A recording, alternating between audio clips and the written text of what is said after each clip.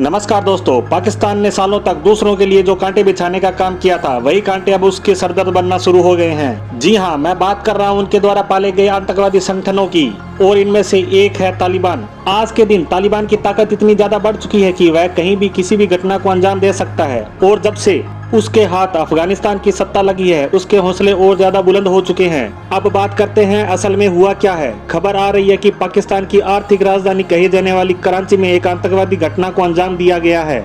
यह कोई साधारण घटना या अटैक नहीं है, बल्कि यह हमला कराची के पुलिस हेडक्वार्टर में किया गया है। इतना ही नहीं, यह भी बताया जा रहा है कि इस हमले में कई पुलिस वालों को बंधक भी बनाया गया है। इसमें कई आतंकवादी हमलावर भी बताए गए हैं, जिन्होंने पुलिस हेडक्वार्टर के अंदर ही अपने आप को उड़ा लिया था। पाकिस्तान की सेना और पुलिस की कई घंटों की मशक्कत के बाद इन आतंकवादियों को मार गिराया गया। इस हमले में 5 से 10 के बीच लोगों के मरने की खबर है, जबकि दर्जनों घायल हुए हैं। यह अभी शुरुआती आंकड़ा बताया जा रहा है, और वैसे भी पाकिस्तान का इतिहास रहा है कि हमेशा से ही अपने नुकसान को कम करके ही दिखाता है।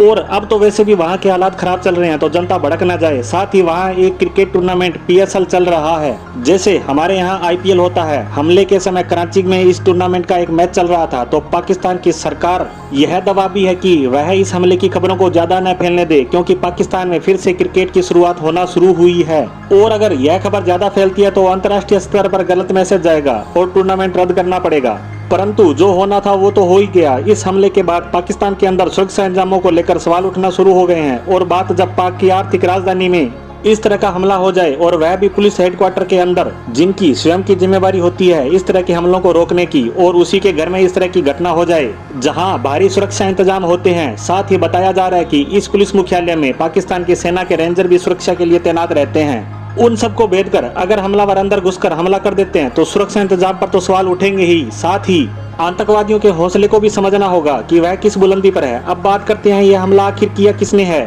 तो मैं आपको बता दूं, यह हमला किया है TTP यानी तहरीके तालिबान पाकिस्तान ने। यह अफगान तालिबान की एक शाखा है जो पाकिस्तान में काम करती है। TTP ने पिछले 1 साल में हद से भी ज्यादा हमले पाकिस्तान में किए हैं, जिसमें 300 से ज्यादा सैनिक व पुलिसकर्मी मारे गए हैं। अब आप कहेंगे आखिर TTP चाहता क्या है, तो मैं आपको बता दूं, जब से अफगानिस्तान में तालिबान का राज आया है, तभी से TTP की इच्छा है कि उसका राज भी पाकिस्तान में हो, यहाँ उसका शासन चले। इसीलिए उसने पाक सरकार और आर्मी के खिलाफ मोर्चा खोल रखा है।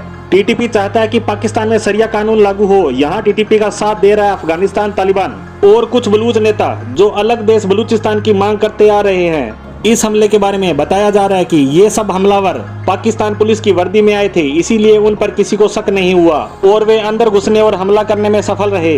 अब चलो इस बात को मान लेते हैं कि वर्दी पहन के तो अंदर घुस गए, परंतु इतने हथियार और गोला बारूद को साथ ले जाना ये तो आसान नहीं है, वह भी पुलिस के हेडक्वार्टर में, जहां इतनी चाक चौबंद सुरक्षा व्यवस्था होती है। इसमें कहां कमी रह गई थी, यह तो जांच होने के बाद ही पता चल पाएगा। परंतु इन सब के बीच सुरक्षा व्यवस्था को लेकर पाकिस्तान की भद्द तो पिटी चुकी है। इसी खबर के साथ आज की पोस्ट को यहीं विराम देते हैं। धन्यवाद।